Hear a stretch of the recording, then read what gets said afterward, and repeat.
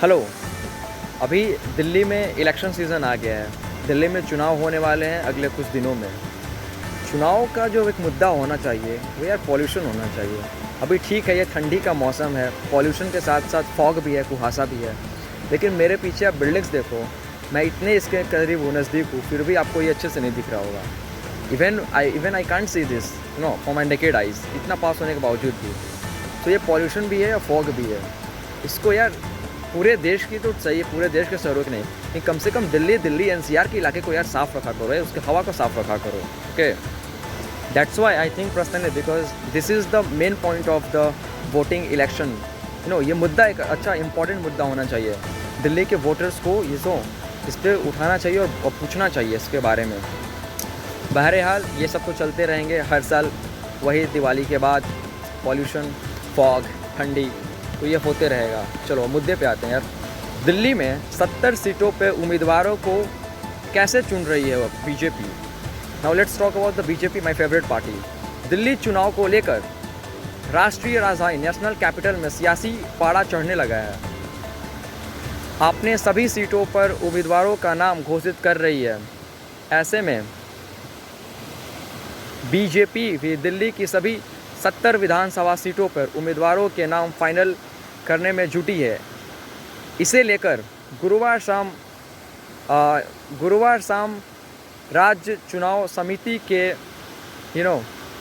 बैठक भी हुई है। 25 के लिए विधानसभा चुनाव को लेकर भारतीय जनता पार्टी ने तैयारी तेज कर दी है। उनका पूरा फोकस इसी बात पर है कि कैसे भी चुनाव में आम आदमी पार्टी का विजय रथ रोका जाए, जो ज़रूरी भी है रोको।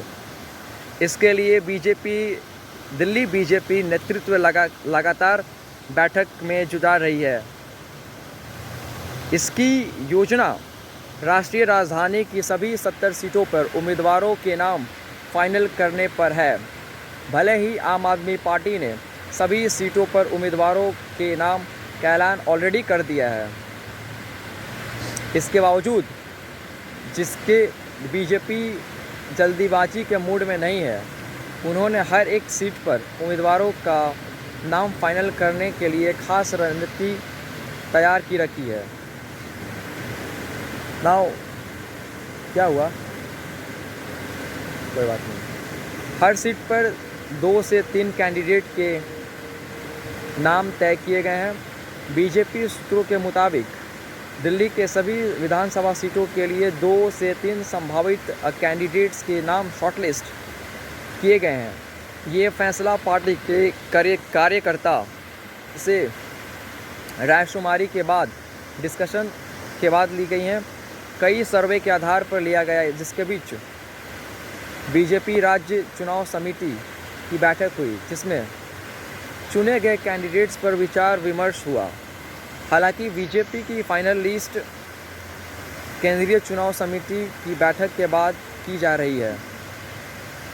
पार्टी सूत्रों के आधार बीजेपी के राष्ट्रीय अध्यक्ष मिस्टर नड्डा की अगुवाई वाली कोर कमेटी शुक्रवार या शनिवार को बैठक करेगी। इस बैठक में उम्मीदवारों की सूची की ओर छोटा किया जाएगा। जो लिस्ट है वो उसको और छोटा किया जाएगा। खासकर उन नेताओं पर ध्यान दिया जाएगा